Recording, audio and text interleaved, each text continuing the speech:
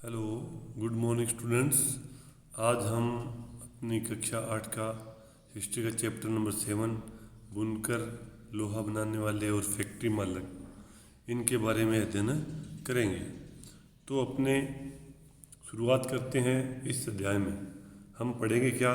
कपड़ा, लोहा व इस्पात उद्योग। इन दो उद्योगों का विशेष अध्ययन करते हुए देखेंगे कि ब्रिटिश शासन के अंतर्गत जो भारतीय कारीगरी थी और उद्योग थे उनकी कंडीशन क्या थी। आधुनिक विश्व में औद्योगिक क्रांति की दृष्टि से ये दोनों ही उद्योग बहुत ज़्यादा महत्वपूर्ण थे। सूती कपड़े के मशीनी उत्पादन ने ही 19वीं सदी में ब्रिटेन को दुनिया का सबसे प्रमुख औद्योगिक राष्ट्र बना दिया था। 1850 के दशक से जब ब्रिटेन का लोहा और इस्पात उद्योग भी पनपने लगा तो ब्रिटेन दुनिया का कारखाना कहलाने लगा। यानी कि जो औद्योगिक क्रांति आई थी उसमें सबसे बड़ा योगदान था वो दो उद्योगों में था। एक तो था सूती वस्त्र उद्योग और दूसरा लोहा और इस्पात उद्योग। इन दोनों ही उद्योगों में इंग्लैंड है उसका एकाधिकार था और वो दुनिया का कारखाना कहलाता था। अब देखो, ब्रिटेन के औद्योगिकरण और भारत पर ब्रिटिश विजय और उपनिवेशीकरण में गहरा संबंध था। देखो, ब्रिटेन में औद्योगिकरण हुआ था और भारत पर ब्रिटेन उनकी विजय हो गई और भारत ब्रिटेन का उपनिवेश बन गया। इनमें आपस में काफ़ी गहरा संबंध था। अध्याय 2 में आप देख चुके हैं कि ईस्ट इंडिया कंपनी के व्यापारिक हितों की रक्षा करने के लिए किस तरह भारतीय भूभागों पर कब्जे हुए और किस तरह व्यापार का ढांचा बदलता गया। 18वीं सदी के आखिर में ईस्ट इंडिया कंपनी भारत से चीज़ें खरीदती थी और उन्हें इंग्लैंड व यूरोप में ले जाकर बेच देती थी। इस क्रय विक्रय से उसे काफ़ी भारी मुनाफा होता था। जैसे जैसे ब्रिटेन का औद्योगिक उत्पादन बढ़ने लगा वहाँ के उद्योगपति भारत को अपने औद्योगिक उत्पादों के विशाल बाजार के रूप में देखने लगे। इस तरह ब्रिटेन से तैयार माल भारत के बाज़ारों में आने लगा। इससे भारतीय शिल्पों और उद्योगों पर किस तरह के असर पड़े, प्रस्तुत इस अध्याय में हम इसी सवाल पर चर्चा करेंगे। यानी कि ब्रिटेन ने भारत को अपने अंडर में ले लिया और उपनिवेश बना लिया। तो पहले तो वो भारत से सामान लेके जाता इंग्लैंड और वहाँ पर वो बेचता था और उसे मुनाफा कमाता था। लेकिन बाद में उसने देखा कि भारत जो है एक बहुत बड़ा बाज़ार है और ब्रिटेन में तैयार माल है उसको भारत में बेचने की तैयारी करने लगा। तो जब ब्रिटेन में तैयार माल भारत में बिकने लगा तो भारतीय जो शिल्प थे, छोटे उद्योग थे, उन पर क्या प्रभाव पड़ा उसी के बारे में अपने इस लेसन में पढ़ेंगे। देखो, भारतीय कपड़े और विश्व बाजार। आइए पहले कपड़ा उत्पादन पर नज़र डालें। बंगाल पर अंग्रेजों की विजय से पहले 1750 के आसपास भारत पूरी दुनिया में कपड़ा उत्पादन के क्षेत्र में औरों से कोसों आगे था। यानी भारत के आसपास भी कोई कंट्री नहीं थी कपड़ा उत्पादन के मामले में। भारतीय कपड़े लंबे समय से अपनी गुणवत्ता और बारीक कारीगरी के लिए दुनिया भर में मशहूर थे। यानी कि भारतीय जो कपड़ा था उसकी क्वालिटी बहुत ही अच्छी थी और उसमें कारीगरी थी वो बहुत ही महीन थी, उसीलिए वो पूरे वर्ल्ड में फेमस थे। दक्षिणी पूर्वी एशिया यानी जावा, सुमात्रा और पेनांग तथा पश्चिमी एवं मध्य एशिया में इन कपड़ों का भारी व्यापार होता था। यानी भारतीय कपड़ा है उसका एक्सपोर्ट किया जा रहा था बहुत बड़ी मात्रा में। 16वीं शताब्दी से यूरोप की व्यापारिक कंपनियां वो यूरोप में बेचने के लिए भारतीय कपड़े खरीदने लगी थी। अब देखो, 16वीं शताब्दी से यूरोप की जो व्यापारी कंपनियां हैं वो यूरोप में कपड़ा खरीदने के लिए कपड़ा खरीदती थी भारत से। इस फलते फूलते व्यापार और भारतीय बुनकरों के हुनर की यादें अंग्रेजी और अन्य भाषाओं के बहुत सारे शब्दों में आज भी जिंदा है। ठीक है। पटोला बुनाई 19वीं सदी के मध्य में ये कपड़ा है उस पर बुनाई की गई है, महीन कारीगरी की गई है। तो ये कारीगरी है पटोला बुनाई। पटोला बुनाई इसके महत्वपूर्ण केंद्र थे सूरत, अहमदाबाद और पाटन। इन 3 जगहों पर पटोला बुनाई होती थी। इंडोनेशिया में इस बुनाई का भारी बाजार था और वहाँ यह स्थानीय बुनाई परंपरा का हिस्सा बन गई थी। ठीक है, शब्दों में इतिहास छिपा है। यूरोप के व्यापारियों ने भारत से आया व्यापारिक बारीक सूती कपड़ा सबसे पहले मौजूदा इराक के मोसूल शहर में अरब व्यापारियों के पास देखा था। यानी यूरोप के जो व्यापारी थे उन्होंने भारत का जो बारीक सूती कपड़ा है वो सबसे पहली बार कहाँ देखा था? इन्होंने इराक के मोसूल शहर में अरब व्यापारी है उनके पास देखा था। इसी आधार पर वे बारीक बुनाई वाले सभी कपड़ों को मसलिन कहने लगे। मोसूल शहर में देखा उन्होंने, बुनाई थी बहुत ही बारीक थी कपड़े की, तो मोसूल शहर में देखने के कारण उन्होंने बारीक बुनाई वाले सभी कपड़ों को वो मसलिन यानी मलमल कहने लगे। जल्दी ही यह शब्द खूब प्रचलित हो गया। मसालों की तलाश में जब पहली बार पुर्तगाली भारत आए तो उन्होंने दक्षिणी पश्चिमी भारत में केरल के तट पर कालीकट में डेरा डाला। सबसे पहले पुर्तगाली आए इंडिया में, किसकी तलाश में आए? वो मसालों की तलाश में आए। पहुँचे कहाँ वो? सबसे पहले भारत के दक्षिणी पश्चिमी तट में केरल के जो कालीकट बंदरगाह था वहाँ पर वो सबसे पहले आए। पुर्तगाली सबसे पहले कहाँ पहुँचे? केरल के कालीकट बंदरगाह पर। यहाँ से मसालों के साथ साथ सूती कपड़ा भी लेते गए, यानी आए थे मसाले लेने के लिए, मसालों के साथ साथ वो सूती कपड़ा भी लेके चले गए। कालीकट से निकले शब्द को कैलिको कहने लगे। अब देखो, कालीकट से जब उन्होंने कपड़ा खरीदा तो उस कपड़े को नाम दे दिया उन्होंने कैलिको। बाद में हर तरह के सूती कपड़े को कैलिको ही कहा जाने लगा। धीरे धीरे जितना भी सूती कपड़ा बनता था उसको वो कैलिको कहने लग गए। ऐसे बहुत सारे शब्द हैं जो पश्चिमी बाज़ारों में भारतीय कपड़े की लोकप्रियता की कहानी बताते हैं। जैसे 2 शब्द आए, मसलिन और कैलिको। इसी प्रकार से काफ़ी और भी बहुत सारे शब्द हैं जो कि भारतीय कपड़ा है उसकी पश्चिमी बाज़ारों में जो लोकप्रियता थी उसको बताते हैं। चित्र 3 में आप एक ऑर्डर बुक का पन्ना देख सकते हैं। चित्र नंबर 3, चित्र ये 2, चित्र नंबर 3 ये रहा। ठीक है, इसमें ऑर्डर बुक है ये, उसका एक अपने को पेज दिखाई दे रहा है। ठीक है, जिसे 1730 में British east India company Calcutta स्थित अपने नुमाइंदों के पास भेजा था। इस बही के मुताबिक उस साल कपड़े के 5,89,000 थानों का ऑर्डर मिला था। यानी कपड़ा खरीदने के लिए उन्होंने 5,89,000 थान, उसका ऑर्डर क्या था? यदि आप इसी बही के पन्ने को पलटते तो आपको पता चलता कि उसमें सूती और रेशमी कपड़े की 98 किस्मों का जिक्र किया गया है। यानी उस समय कपड़े की 98 वैरायटीज़ उपलब्ध थी। उन्होंने यूरोपीय व्यापारी पीस गुड्स कहते थे। यूरोपीय व्यापारी ने क्या बोलते?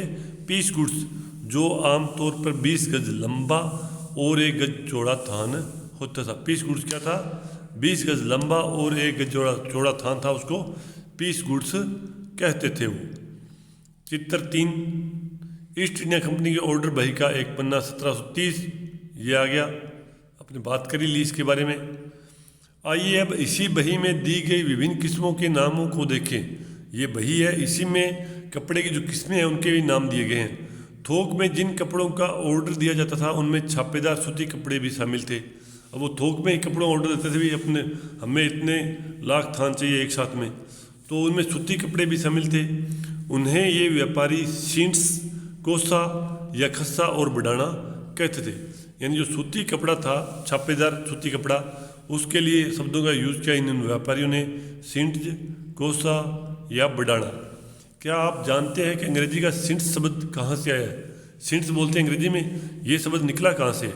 जी हाँ, यह हिंदी के छींट शब्द से निकला है। हिंदी में जो छींट है कारीगरी, उसी से सिंट्स शब्द निकला। हमारे यहाँ छींट क्या होती है? रंगीन फूल पत्तियों वाले छोटे छापे के कपड़ों को छींट कहा जाता है। 1680 के दशक तक इंग्लैंड और यूरोप में छापेदार भारतीय सूती कपड़े की ज़बरदस्त मांग पैदा हो चुकी थी। अब देखो, लगभग 17वीं शताब्दी के अंत में इंग्लैंड और यूरोप में जो भारतीय छापेदार सूती कपड़ा था ना, उसकी ज़बरदस्त डिमांड थी। वहाँ पर आकर्षक फूल पत्तियों, बारीक रेशे, सस्ती कीमत की वजह से भारतीय कपड़े का एक अलग ही रुतबा था। इसकी कीमत भी ज़्यादा नहीं थी और कारीगरी है वो बहुत ही बारीक की गई थी। तो ये उस यूरोपीय बाज़ार में अलग ही रुतबा रखता था। इंग्लैंड के रईस ही नहीं बल्कि खुद महारानी भी भारतीयों के कपड़ों से परिधान पहनती थी। इंग्लैंड के जो रिच पर्सन थे वो ही नहीं, केवल वो ही भारतीय कपड़ा नहीं पहनते थे, बल्कि इंग्लैंड की जो महारानी है वो भी भारतीय कपड़ों से बने हुए परिधान पहनती थी। बडाना शब्द का इस्तेमाल गले या सिर पर पहनने वाले चटक रंग के छापेदार गुलबंद के लिए किया जाता है। अब बडाना शब्द का यूज़ किस लिए कर रहा है? जो गुलबंद यूज़ किया जाता था उस समय, सिर पर पहनने वाले चटक रंग का छापेदार गुलबंद था, उसके लिए बडाना शब्द का यूज़ किया जाता था। अब यह शब्द हिंदी के बांधना शब्द से निकला है। बडाना शब्द है वो किससे निकला है? हिंदी के बांधना शब्द से निकला है। इस श्रेणी में चटक रंगों वाले ऐसे बहुत सारी किस्मों के कपड़े आते थे जिन्हें बांधने और रंग साजी की विधियों से ही बनाया जाता था। अब देखो, जामदानी बुनाई 20वीं सदी की शुरुआत में, चित्र 4 नंबर। ये जामदानी बुनाई है, 20वीं सदी की शुरुआत में इसकी शुरुआत हुई थी। जामदानी एक तरह का बारीक मलमल होता है जिस पर करगे में सजावटी चिन्ह बुने जाते हैं। इसका रंग क्या था? स्लेटी और सफ़ेद। आमतौर पर सूती और सोने के धागों का इस्तेमाल भी इसमें किया जाता था, जो कि इस चित्र में दिखाई दे रहा है। सूती धागे भी इस्तेमाल होते थे और सोने के धागे हैं उनका भी यूज इसमें किया जा रहा था। बंगाल में स्थित ढाका और शिवपुरी प्रांत, वर्तमान में उत्तर प्रदेश स्थित लखनऊ जामदानी बुनाई के सबसे महत्वपूर्ण केंद्र थे। यानी जामदानी जो बुनाई थी उसके सबसे महत्वपूर्ण केंद्र कौन से थे? एक तो ढाका था, दूसरा उत्तर प्रदेश। ठीक है।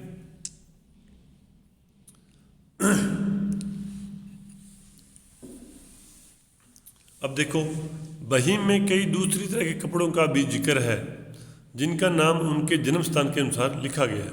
यानी जो कपड़ा जिस जगह पर बनता था उसी जगह के आधार पर उस कपड़े का नाम रख दिया गया। जैसे कासिम बाज़ार में कपड़ा बनता था, उसका नाम दे दिया कासिम बाज़ार। पटना में बनने वाला पटना, कलकत्ता में बनने वाला कलकत्ता, उड़ीसा में बनने वाला उड़ीसा, चारपुर में बनने वाला चारपुर। इन शब्दों के व्यापक प्रयोग से पता चलता है कि दुनिया के विभिन्न भागों में भारतीय कपड़े कितने मशहूर हो चुके थे।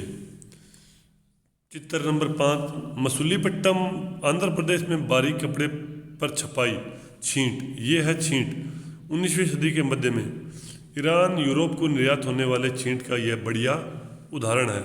ईरान और यूरोप को जो कपड़ा निर्यात किया जाता था उसका सबसे अच्छा एग्जाम्पल है ये छींट। बडाना डिज़ाइन 20वीं शताब्दी के प्रारंभ में ये बडाना है उसकी डिज़ाइन है। कपड़े के मध्य से गुजरती लकीर को देखें। आप जानते हैं यह क्यों है? दरअसल इस ओढ़नी में दो बांध कर रंगे गए टाई एंड डाई रेशमी कपड़े के टुकड़ों को धोने की कढ़ाई के जरिए एक दूसरे में सी दिया गया है। बडाना शैली के कपड़े अधिकांशतः राजस्थान और गुजरात में बनाए जाते थे। यानी बडाना जो कढ़ाई थी उस शैली में जो कपड़े बनते थे वो कहाँ बनते थे? राजस्थान और गुजरात के अंदर ही बनते थे। फिर आगे, यूरोपीय बाजारों में भारतीय कपड़ा। यानी यूरोप के जो बाजार थे उनमें भारतीय कपड़े की क्या कंडीशन थी, क्या डिमांड थी। 18वीं सदी की शुरुआत तक आते आते भारतीय कपड़े की लोकप्रियता से बेचैन इंग्लैंड के ऊन व रेशम निर्माता भारतीय कपड़ों के आयात का विरोध करने लगे। यानी कि जो भारतीय कपड़ा है वो बहुत ज़्यादा लोकप्रिय था इंग्लैंड में, और इंग्लैंड के जो व्यापारी थे वो वहाँ पर कपड़ा बनाते थे ऊन और रेशम से। तो वो भारतीय कपड़ा जो आयात किया जा रहा था इंग्लैंड में, उससे वो बेचैन हो उठे कि उनका व्यापार है वो ख़त्म हो जाएगा इससे। तो इसी दबाव के कारण 1720 में ब्रिटिश सरकार ने इंग्लैंड में छापेदार सूती कपड़े जो भारत में बनते थे जैसे छींट, इसके इस्तेमाल पर पाबंदी लगाने के लिए एक कानून पारित कर दिया। यानी इस जो कपड़ा था छींट उस पर ही उन्होंने बैन लगा दिया। संयोगवश इस कानून को भी कैलिको अधिनियम ही कहा जाता था। अब इस जो कानून बनाया गया इसको कैलिको अधिनियम कहा जाता था। उस समय इंग्लैंड में नए नए कपड़े के कारखाने खुलने लगे थे। भारतीय कपड़ों के सामने लाचार अंग्रेज कपड़ा उत्पादक अपने देश में भारतीय कपड़ों के प्रवेश पर पूरी पाबंदी चाहते थे। ताकि पूरे इंग्लैंड में केवल उन्हीं का कपड़ा बिक सके। यानी इंग्लैंड में कपड़ा फेमस था इंडिया का, और इंग्लैंड के व्यापारी थे जो वहाँ पर कपड़ा बना रहे थे, वो भारतीय कपड़े का मुकाबला नहीं कर पा रहे थे। इसीलिए वो चाहते थे कि जो भारतीय कपड़ा आ रहा है उसको पूरी तरह से बैन कर दिया जाए। इस क्रम में इंग्लैंड सरकार ने सबसे पहले कैलिको छपाई उद्योग को ही सरकारी संरक्षण में विकसित किया। अब सफ़ेद मलमल या बिना मांड वाले कोरे भारतीय कपड़े पर इंग्लैंड में ही डिजाइन या छापे जाने लगे। अब देखो, अब सफ़ेद मलमल या बिना मांड वाले कोरे भारतीय कपड़ा, अब बाहर से वो कपड़ा मंगाते कोरा बिल्कुल बिना छपाई वाला, और उस पर डिजाइन छापते वो इंग्लैंड में ले जा करके। भारतीय कपड़े के साथ इस होड़ की वजह से इंग्लैंड ने तकनीकी सुधारों की जरूरत दिखाई देने लगी। अब भारतीय कपड़े के साथ इंग्लैंड में जो कपड़ा बना था उसका बहुत ज़्यादा कंपटीशन हो गया, तो इंग्लैंड के कपड़ा उद्योग है उसमें कुछ तकनीकी सुधारों की जरूरत महसूस की जाने लगी। उसी के फलस्वरूप 1764 में जॉन के व्यक्ति था, उसने स्पिनिंग जेनी का आविष्कार किया। स्पिनिंग जेनी मिल है, उस स्पिनिंग जेनी थी मशीन, उसको उसने डिज़ाइन किया, जिससे परंपरागत तकलियों की उत्पादकता काफ़ी बढ़ गई। यानी पहले जो उत्पादन कम होता था वो उत्पादन अब ज़्यादा होने लगा स्पिनिंग जेनी के कारण। 1786 में रिचर्ड आर्कराइट ने वास्प इंजन का आविष्कार किया। वास्प इंजन का आविष्कार किसने किया? रिचर्ड आर्कराइट 1786 में, जिससे सूती कपड़े की बुनाई को क्रांतिकारी रूप से बदल दिया गया। अब बहुत सारा कपड़ा बेहद कम कीमत पर तैयार किया जा सकता था। यानी अब जो कपड़े के निर्माण में लागत थी वो बहुत ज़्यादा कम हो गई। इसके बावजूद दुनिया के बाज़ारों पर भारतीय कपड़े का दबदबा 18वीं सदी के अंत समय तक बना रहा। डच, फ्रेंच, ब्रिटिश और अन्य यूरोपीय व्यापारिक कंपनियों ने इस व्यापार से बेहिसाब मुनाफा कमाया, बहुत ज़्यादा प्रॉफिट कमाया उन कंपनियों ने। ये कंपनियां भारत आकर चांदी के बदले सूती और रेशमी कपड़े खरीदती थी। यानी वो चांदी देती, उसके बदले में सूती और रेशमी कपड़े खरीदती। परंतु जैसा कि आप जानते हैं, जब ईस्ट इंडिया कंपनी को बंगाल की राजनीतिक सत्ता मिल गई तो उसे भारतीय चीज़ें खरीदने के लिए चांदी मंगाने की जरूरत ही नहीं रही।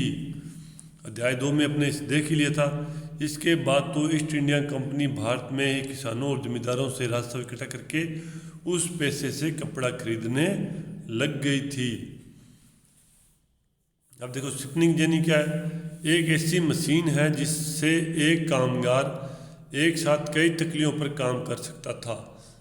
इस स्पिनिंग जेनी मशीन से पहले एक तकली पर एक व्यक्ति काम कर सकता था, लेकिन इस मशीन में कई तकलियाँ लगी हुई थी जिसे एक ही व्यक्ति चला सकता था। जब पहिया घूमता था तो सारी तकलियाँ घूमने लगती थी। ठीक है, तो आज अपने पढ़ेंगे यहीं तक। नेक्स्ट जो अपनी क्लास होगी उसमें अपने शुरू करेंगे आगे। बुनकर कौन थे, यहाँ से शुरू करेंगे। तो आज के लिए इतना ही। थैंक्स।